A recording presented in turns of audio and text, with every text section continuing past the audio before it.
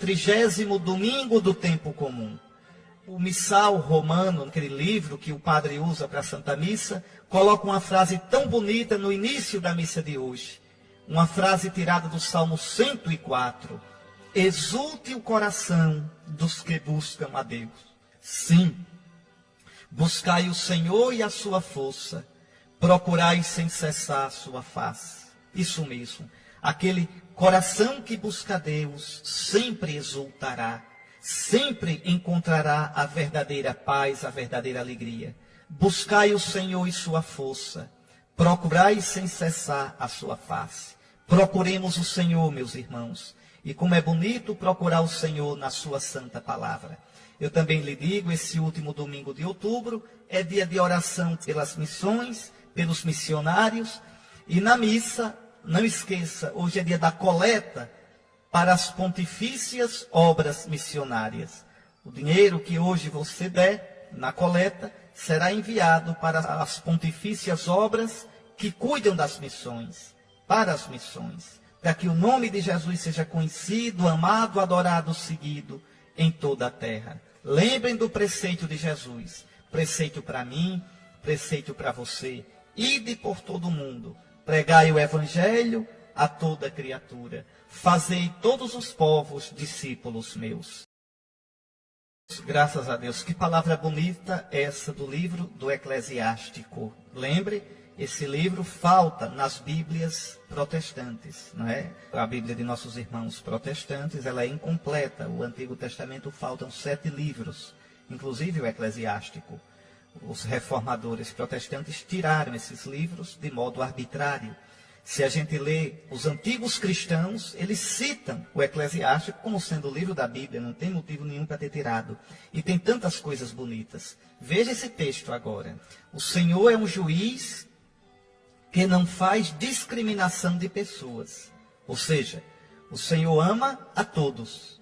O Senhor acolhe a todos. O que não quer dizer que todos vão ser salvos, viu? O Senhor ama a todos, o Senhor acolhe a todos, o Senhor chama a todos à salvação, mas, no final dos tempos, aparecerá claro quem aceitou essa salvação e não. E Jesus vai dizer, lembre do capítulo 25 de São Mateus, que o juiz, quando vier para julgar, e o juiz é Jesus, morto e ressuscitado, separará os cabritos das ovelhas. Por que separa? Porque você sabe que os cabritos, os bodes, são mais inquietos, são mais perigosos. Para dar uma chifrada, uma cabeçada não custa. As ovelhas são mais pacíficas. É por isso que Jesus usa os cabritos, os bodes, como símbolo dos condenados. E as ovelhas, que são mais mansas, mais dóceis, como sinal dos eleitos. Então Jesus diz que no fim dos tempos ele vai discriminar. Veja, o juízo de Deus é discriminatório. O que quer dizer isso? Separará bons e maus. Mas o Senhor, diz aqui o Eclesiástico, é um juiz que não faz discriminação de pessoas. Ou seja, o Senhor é um juiz que não é injusto. É um juiz que não privilegia de modo arbitrário e injusto uns contra os outros. Por isso vai dizer no versículo 16... Ele não é parcial em prejuízo do pobre, mas escuta, sim, as súplicas dos oprimidos. Jamais despreza a súplica do órfão, nem da viúva, quando desabafa suas mágoas. É interessante isso. Deus não se dobra aos grandes do mundo. Deus não tem medo nem se dobra ante o poder humano. Não. Deus é justo juiz. Deus defende a causa do estrangeiro, da viúva, do órfão. Por que a Bíblia fala em estrangeiro, órfão e viúva? Porque eram as 3 classes mais desamparadas daquele tempo. Por exemplo, essa questão todinha do aborto. Por quê? Por que a igreja defende o embrião? Porque é o mais desamparado hoje, coitado. Não pode nem falar, não pode nem gritar. Então, em nome de Deus, que defende a causa do pobre, a causa do órfão, a causa do oprimido, é que aquele que crê em Deus deve gritar. Porque o Senhor defende o fraco. defende aquele que não tem outra defesa a não ser o próprio Deus. É isso que o Eclesiástico está dizendo. E aí vai dizer, quem serve a Deus como ele o quer, será bem acolhido. Porque a prece do humilde atravessa as nuvens. Olhe, você pode ter dinheiro. Não é pecado não ter dinheiro, viu? Você pode ser de classe média e classe alta. Se o seu dinheiro não foi roubado, se foi herança, se foi o suor do seu trabalho, da sua inteligência, da sua criatividade, bendito o dinheiro seu. Não é pecado não. Agora, lembre só de duas coisas. A primeira, você diante de Deus é pobre. Diante de Deus você continua sendo pó que o vento leva. Não se ensoberbeça não. Não seja orgulhoso não. Porque a sua vida está nas mãos de Deus. Hoje você está vivo. Amanhã pode morrer. Nada pode garantir sua vida. Nem seu dinheiro. Nem seus amigos. Nem seu sucesso. Nada disso. Então, reconheça-se pobre, como o mais pobre dos pobres. Diante de Deus somos todos devedores. Diante de Deus somos todos pobres. Eu posso ser doutor, como diz o povo. Eu posso usar terno e gravata, trabalhar no ar-condicionado e ter carro com motorista. Eu posso ser dono de muitas coisas. Eu posso ser autoridade de muito poder. Mas quando você entra no seu quarto e fecha a porta e tira a sua roupa bonita, você é somente um homem, um filho de Adão. Você é somente pó que o vento leva. Nunca esqueça isso. Nunca, nunca, nunca. E a segunda coisa, o dinheiro que você tem, o poder que você tem, o prestígio que você possui, a autoridade que é sua. Use tudo isso com sabedoria. Use tudo isso com espírito de serviço aos outros. Porque um dia você prestará contas a Deus de tudo isso. Em outras palavras, seja aberto para Deus. Não viva na mentira. Vive na mentira quem pensa que é Deus. Vive na mentira quem pensa que se basta a si próprio. Vive na mentira quem na prática, na vida, não reconhece o poder de Deus. É isto. Então, a oração do humilde atravessa as nuvens, diz a leitura de hoje. A oração do humilde é escutada por Deus, porque Deus se dobra para o pobre. Deus se dobra para aquele que se reconhece pequeno diante dele. E nunca esqueça, se existe alguém que é preferido de Deus, é o pobre, o desvalido. Seja qual for a sua pobreza. É pobre quem não tem dinheiro. É pobre quem não tem onde morar. É pobre quem não tem sua dignidade respeitada. É pobre quem está na lama. É pobre quem foi desmoralizado. É pobre quem está doente às portas da morte. É pobre quem já não tem esperança. Toda situação que me leva para o extremo, toda situação que me leva para uma situação de miséria interior ou exterior, Deus está ali, naquela situação, com a sua compaixão, com a sua misericórdia. Por isso, o salmo da missa de hoje: bendirei o Senhor Deus em todo o tempo, também no tempo da angústia, viu? Também no tempo da tristeza, também no tempo do sofrimento.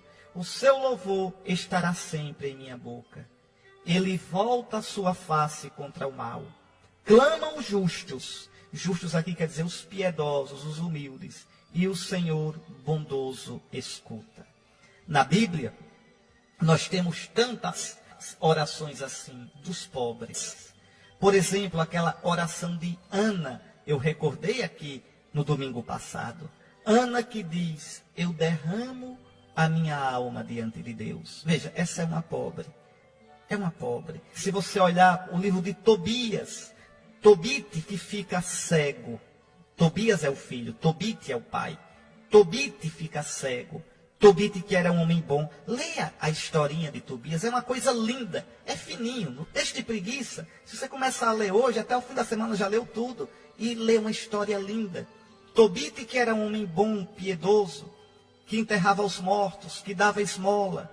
E uma vez cansado de tanto fazer o bem, enterrar os mortos, dar esmola, toma um banho e se deitou no canto do muro. E ali havia pardais, e o excremento dos pardais caiu nos olhos dele, e ele ficou cego. Veja, a tentação qual é numa hora dessa? Se rebelar contra Deus. Dizer Deus não existe. Deus é injusto. Não. Ele não faz isso. Ele reza ao Senhor. Reza como um pobre. Reza com um coração confiante. Continua fiel. E termina, no fim de tudo, sendo curado. E mesmo que não fosse curado dos seus olhos, seria curado da sua alma, pela sua obediência, pela sua humildade, pela sua doçura diante de Deus. Veja o livro de Tobias. Um outro livro bonito, com as orações lindas. O livro do profeta Baruque, que mostra bem a oração do pobre. Só para você ver um pedacinho, aqui no capítulo 1 de Baruque, no versículo 15. Repare que coisa bonita. Ao Senhor nosso Deus a justiça, mas a nós a vergonha no rosto. Somos como acontece hoje. Nós, homens de Judá e habitantes de Jerusalém, aos nossos reis e chefes, aos nossos sacerdotes e profetas e aos nossos pais, a vergonha, porque pecamos diante de Deus, fomos desobedientes para com Ele, não escutamos a voz do Senhor nosso Deus, para andarmos segundo os preceitos que o Senhor havia dado aos nossos eleitos. Veja, a humildade de Baruque. Agora, Senhor, Deus de Israel, Tu que fizeste sair da terra do Egito o teu povo com mão poderosa, com sinais e prodígios. Agora, Senhor, nós pecamos, agimos impiamente, temos sido injustos, ó Senhor nosso Deus. Afaste-se de nós a tua ira, porque não somos mais do que um resto no meio das nações, para onde nos dispersaste. Escuta, Senhor, a nossa prece e a nossa súplica. Livra-nos por causa de ti mesmo e faze-nos encontrar graça diante dos que nos deportaram. Está aí, veja, não é apoiando-nos nas obras de justiça de nossos pais e de nossos reis que depomos nossa súplica diante da tua face, ó Senhor nosso Deus. Veja, nós não confiamos em nós mesmos. É na tua misericórdia, Senhor, que nós confiamos. Está aí o exemplo da oração do pobre. O pobre se reconhece pequeno diante de Deus. O pobre se reconhece necessitado diante de Deus. O pobre reza pedindo e dizendo: Senhor, eu não mereço nada. Faça-se a tua vontade. Eu me coloco nas tuas mãos.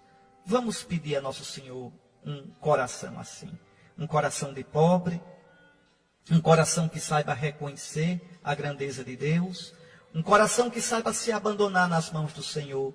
Um coração que saiba dizer: faça-se, Senhor, a tua vontade e não a minha. Senhor, por tudo o que fizeres de mim, eu te agradeço. Eu me lembro da oração do bem-aventurado Charles de Foucault. Eu já disse aqui algumas vezes, já disse a vocês: meu Deus, eu me abandono em ti. Faze de mim o que tu quiseres. Por tudo o que fizeres de mim, eu te agradeço.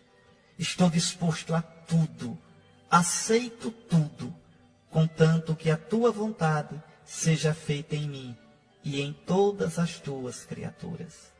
Não desejo nada mais, Pai, porque é uma necessidade de amor para mim dar-me, entregar-me todo a ti sem medida, porque tu és o meu Pai. Está aí. Essa é a oração do pobre. Por tudo que fizeres de mim, meu Deus, eu te dou graças. Estou disposto a tudo, aceito tudo, contanto que a tua vontade seja feita em mim e em cada uma das tuas criaturas. Oh, meu irmão que me escuta agora. Ah, se a gente rezar assim de verdade. Essa oração não só atravessa as nuvens, essa oração chega ao coração de Deus. O Senhor, nunca esqueça disso, o Senhor ouve a prece do pobre, mas de longe ele já conhece o orgulhoso. O pobre clama a Deus e ele escuta. O Senhor liberta a vida dos seus servos. É danado, porque na vida a gente tem momentos que olha para um lado e para o outro e não tem quem ajude a gente, não. Não tem. Eu me lembro, Certa vez eu estava pregando retiro no mosteiro beneditino, lá em Olinda. E eu de manhã fui fazer a barba. E aí eu observei um nódulo, um caroço relativamente grande no meu pescoço. Nunca tinha observado esse caroço. Fiquei intrigado com aquilo, né? Um caroço no pescoço, a gente fica.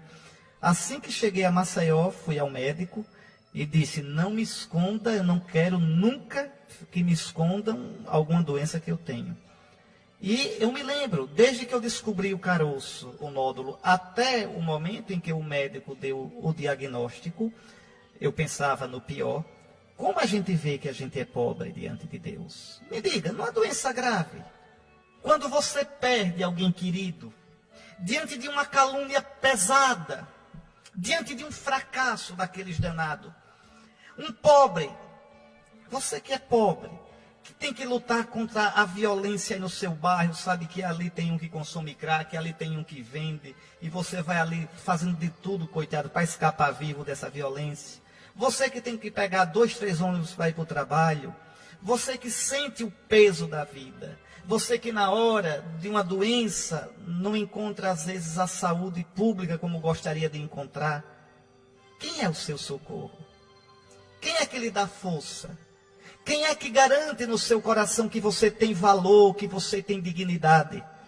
Mas você também de classe média, de classe alta, quando é injustiçado, quando é desprezado, você quando cai aí numa depressão danada e não vê um sentido para a vida, quando você acha que a vida é uma loucura e a existência é uma bobagem, sem sentido, quem é?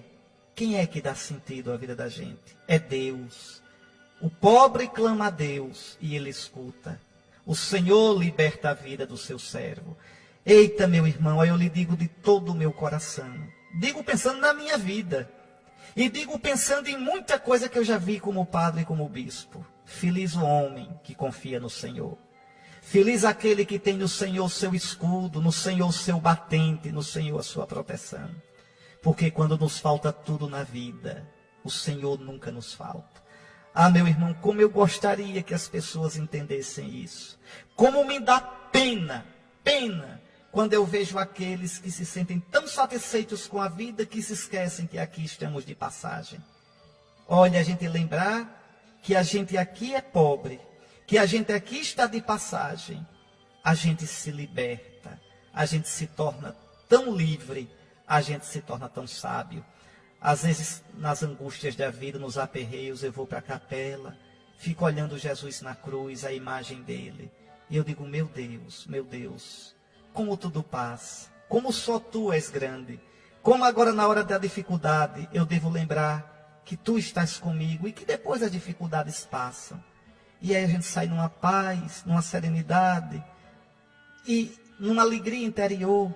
E numa vontade de ser cada vez mais de Jesus. Porque eu penso muito, viu? Me diga, o que é nessa vida que é para sempre? O que é nessa vida que pode garantir a nossa felicidade e a nossa paz? Nada, nem ninguém. Só o Senhor. E Ele, como é bom. O pobre clama a Deus e Ele escuta. O Senhor liberta a vida dos seus servos. Bendito seja o nome de Jesus, viu? Bendito seja o nome de Jesus. Que testemunho bonito, né? Nós já há alguns domingos estamos ouvindo essa carta, a segunda de São Paulo, ao seu discípulo Timóteo. E que testemunho bonito. Paulo no fim da vida, já de cabelo branco, Paulo prisioneiro, dá um testemunho estupendo. Vale a pena a gente ler cada versículo dessa carta. Porque uma coisa que me encanta muito em São Paulo é que ele muitas vezes fala dele, da experiência cristã dele. Quanto a mim, eu já estou para ser oferecido em sacrifício. Veja, Paulo reconhece que a vida dele, a vida de apóstolo dele, é uma liturgia. Ele é sacerdote. Ele oferece a vida unida ao sacrifício de Cristo como um sacrifício. É interessante, se você olhar a primeira carta aos Coríntios, lá no capítulo 10, São Paulo vai dizer: o pão que nós partimos não é a nossa comunhão com o corpo de Cristo? E o cálice que nós abençoamos não é a nossa comunhão com o sangue de Cristo? Então nós somos um só corpo, porque comemos do mesmo pão e bebemos do mesmo cálice. É o padre Paulo de Tarso, lembrando a missa que ele celebrava, a missa que os cristãos celebram. O pão que nós partimos é o corpo do Senhor. O cálice que nós abençoamos é o sangue do Senhor. Então é muito bonito isso. Está lá na primeira carta aos Coríntios, no capítulo 10, certo? Paulo falando da Eucaristia. E depois, Paulo ainda, nessa mesma carta aos Coríntios, vai falar da ceia do Senhor. Toda vez que nós comemos aquele pão e bebemos aquele cálice, anunciamos a morte do Senhor até que ele venha. Então, o cristão vive a sua vida unido ao Senhor. Paulo agora já preso, Paulo reconhece que a sua vida é um sacrifício, unido ao sacrifício de Cristo. Como na primeira carta aos Coríntios, capítulo 10, versículos 16 e 17, ele vai dizer isso. O pão que nós partimos é o corpo do Senhor, o cálice que nós abençoamos é o sangue do Senhor. Como na primeira carta aos Coríntios, no capítulo 11, versículos 17 em diante, ele vai falar da ceia do Senhor. Ele agora diz: eu já estou pronto a ser oferecido em sacrifício. Eu que ofereci o sacrifício de Cristo, Cristo como vítima no altar, eu agora me faço vítima com ele. Participar das dores de Cristo. Ser oferecido em libação, ele vai dizer numa outra passagem. Quer dizer, eu me ofereço como sacrifício. Por isso o padre é sacerdote. O cristão também tem algo de sacerdote. Nós todos somos um povo sacerdotal.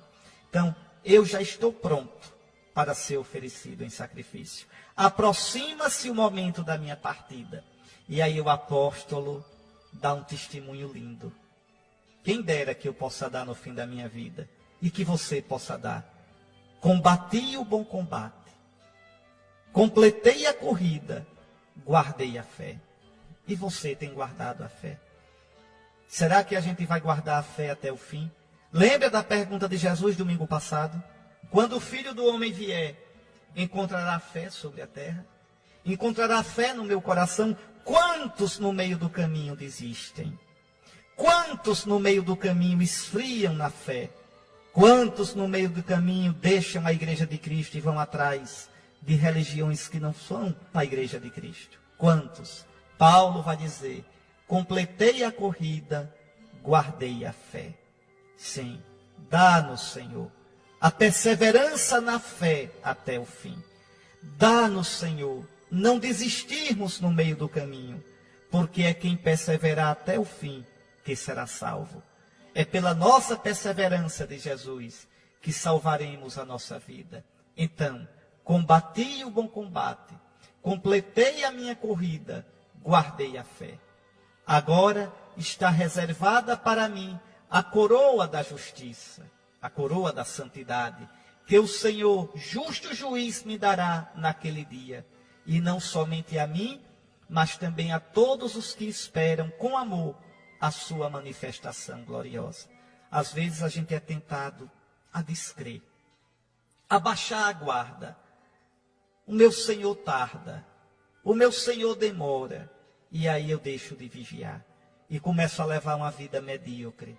Medíocre no pecado, medíocre porque não procuro mais combater meus vícios, medíocre porque não procuro mais crescer no bem, medíocre porque me afasto da comunidade dos irmãos, da igreja, da missa. Uma vida sem ideal, uma vida sem sonho, uma vida sem generosidade para com Deus. Que coisa triste.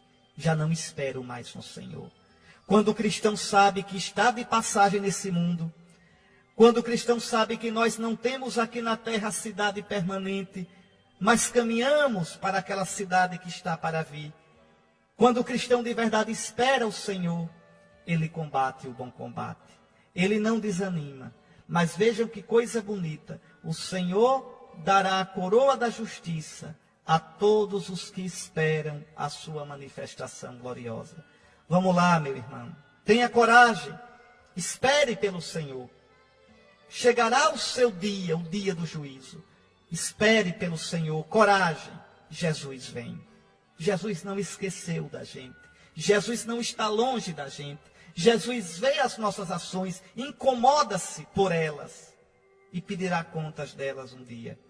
E aí São Paulo faz uma constatação, sem queixa, viu? Sem queixa. Na minha primeira defesa, ninguém me assistiu, todos me abandonaram. Oxalá que não lhe seja levado em conta, mas o Senhor esteve a meu lado e me deu forças. Que coisa. Aquilo que eu dizia quando comentava a primeira leitura. Quando tudo faltar, o Senhor não lhe faltará nunca. Quando não houver mais esperança, confie no Senhor, porque o Senhor sustenta você pela mão.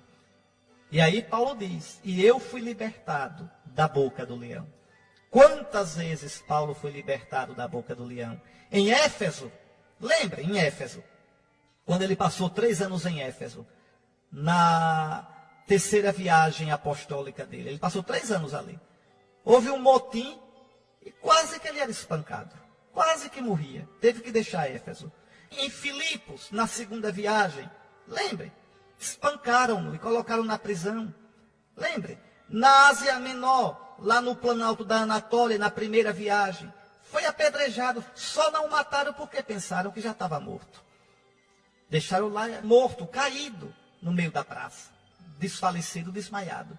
Quantas vezes o Senhor libertou Paulo? Na prisão em Roma, terminou sendo solto da primeira vez que foi preso em Roma. Na segunda não, foi decapitado. O Senhor me libertou da boca do leão. Mas o Senhor liberta da boca do leão, não é só porque livrou de morrer. O Senhor liberta da boca do leão porque dá paz a gente. Quando Deus não acalma a tempestade, fortifica a embarcação. Nem sempre Deus vai acalmar a tempestade na sua vida. Mas Deus, se você for humilde e pobre diante dele, se você rezar, Deus lhe dará sempre a força, a paz para enfrentar a dificuldade. Pois bem, e Paulo então termina dizendo, o Senhor me libertará de todo o mal e me salvará para o seu reino celeste. Veja, ele sabe que vai morrer. Ele começa dizendo, combati o bom combate, já estou para ser oferecido em sacrifício. Paulo já sabe que vai ser decapitado. E no entanto ele diz, o Senhor me libertou da boca do leão. O Senhor me libertará de todo o mal e me salvará para o seu reino celeste. Vai morrer, mas sabe que aquele que crê no Senhor, que se abandona nas mãos do Senhor, brilha como o sol ao amanhecer. Oh, meus irmãos, que nosso Senhor me dê uma fé assim. Que nosso Senhor dê a você uma fé assim. Que nosso Senhor dê àqueles que nos escutam uma fé assim. O homem de fé é o mais livre, é o mais forte, é o mais em paz que existe nesse mundo. Eita, mais uma parábola de Jesus. E Jesus nas parábolas dele dá cada soco no pé do nosso estômago. Porque nos corrige, mostra nossas malandragens e nos corrigindo nos cura e nos curando nos liberta e nos libertando nos faz felizes e dá a salvação. Bendito seja Jesus. Veja, Jesus no evangelho de hoje conta uma parábola. E para quem ele conta? Para alguns que confiavam na sua própria justiça e desprezavam os outros. O que significa confiar na própria justiça? Quer dizer, alguns que estão tão satisfeitos consigo, que pensam que têm todo o direito diante de Deus, que são ótimos, que devem ganhar uma medalha de honra ao mérito de Deus, e não precisam do perdão nem da misericórdia de Deus. Quem confia na própria justiça é soberbo. Quem confia na própria justiça é autossuficiente. Quem confia na própria justiça fecha-se para Deus e para os outros. Eu não devo confiar na minha justiça, quer dizer, na minha santidade. Eu devo confiar em Cristo, que pela sua morte e ressurreição me justifica. Eu devo confiar em Cristo, que pela sua morte e ressurreição perdoa os meus pecados. Então Jesus aqui critica aqueles que confiam na própria justiça e a consequência de quem confia na própria justiça desprezar os outros. Então confiavam na própria justiça, eu sou bom, eu sou santo, eu sou perfeito, eu não caio, eu não tenho defeito. E aí eu passo a desprezar os outros. Existe um santo do século IV, Santo Isaac de Nínive, que diz o seguinte: feliz aquele que reconhece as próprias misérias, porque aprende a ter misericórdia. Então, aquele que reconhece suas misérias, aprende a ter misericórdia. Aquele que não se vê, aquele que não vê sua miséria, não só cai na ilusão de pensar que é justo, que é santo, que é perfeito, como começa a desprezar os outros. Oh, meu irmão, que a gente tenha a coragem de se deixar medir pelo Senhor e ver nossas misérias e dizer: Senhor Jesus Cristo, Filho de Deus, tem piedade de mim, pecador. Está aí uma oração que você pode fazer sempre durante o dia, andando na sua casa, no seu trabalho, no trânsito. Senhor Jesus Cristo, Filho de Deus, tem piedade de mim, pecador. Então Jesus vai contar essa parábola para corrigir estes que confiavam na própria justiça e desprezavam os outros. Qual é a parábola? 2 homens subiram ao templo para rezar. Um era fariseu, o outro publicano. O fariseu, você sabe, é um partido dos observantes da lei de Moisés. Eles, cada detalhe, cada minúcia da lei, eles faziam conta e procuravam observar. Por outro lado, desprezavam muito o povo. Diziam: essa gentalha que não entende nada da lei é maldita. Interessante que no próprio Evangelho, lá no Evangelho de João, a gente pode encontrar um fariseu dizendo essa frase. É interessante, porque mostra o quanto eles confiavam somente na própria justiça e o quanto eles desprezavam o povo. Os fariseus se julgavam justos, perfeitos e desprezavam o povo. A ponto de dizer isso: essa gentalha que não entende nada da lei é maldita. Quer dizer, nós somos bons, nós somos os entendidos da lei, e esse povinho não entende nada da lei de Deus e é maldito. Pois Jesus então vai contar essa parábola para essa gente. 2 homens sobem ao templo para rezar: o fariseu e o publicano. O publicano, coitado, é o contrário do fariseu. O publicano é desmoralizado. O publicano, porque cobra impostos para os romanos, o publicano é mal visto. O publicano é tido como um pecador público. O publicano não entra na sinagoga. O publicano não entra no templo. Uma pessoa direita, uma pessoa piedosa, não vai à casa dos publicanos. Vejam que coisa triste. Que coisa triste. Então, são 2 homens que estão assim: o fariseu e o publicano. O fariseu reza de pé diante de Deus. De pé, com todo orgulho. E rezava assim: ó meu Deus. Repare que oração, viu? Eu te agradeço porque não sou como os outros homens. Ladrões, desonestos, adúlteros. Repare que o fariseu aqui, ele não reza louvando a Deus. Ele não reza adorando a Deus. Ele não reza bendizendo ou agradecendo a Deus. Não. Ele reza pensando nele. E nele com orgulho. Eu te agradeço porque eu não sou como os outros. Eu te agradeço porque eu sou melhor do que todo mundo. Veja, reza se comparando. Ô meu irmão, nunca se compare com ninguém não. Olha, não se ache melhor do que ninguém não. Nem pior do que ninguém. Sabe por quê? Porque cada um sabe onde o calo aperta. Você às vezes vê uma pessoa que caiu, mas você não viu quantas vezes ele lutou. Às vezes ele caiu naquela coisa ali, porque ali é a luta dele, não é a sua. Agradeça a Deus. Agradeça a Deus e peça por aquele que caiu. Com misericórdia, com compaixão. Porque você não sabe se você não cairia mais feio ainda se fosse tentado como ele foi. Não é chamar certo ao que é errado, não. O que é certo, viu? O que é errado, viu? Agora, você vê a ação de fora, mas você não vê o íntimo da pessoa. Esse fariseu aqui reza se comparando com os outros. Eu não sou como os outros homens. Veja, não sou desonesto, não sou ladrão, não sou adúltero. Não é não. Mas é soberbo, é orgulhoso, é prepotente, que é muito pior. E repare o que ele diz: nem sou como este publicano. Que coisa triste. Veja, você se comparar com os outros para levar a melhor. Está vendo? São Paulo diz que a gente deve fazer o contrário. A gente deve levar os fardos uns dos outros. Ao invés de aproveitar a fraqueza do outro para querer se justificar.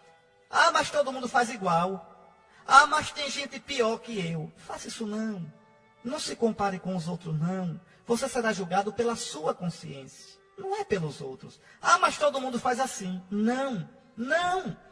Se coloque diante de Deus. Veja esse fariseu. Não sou como esse publicano. Eu jejuo 2 vezes por semana. Eu dou o dízimo de toda a minha renda. Pronto, já não serve mais nada do que ele fez. Nosso Senhor diz, não saiba a tua mão esquerda o que faz a tua direita.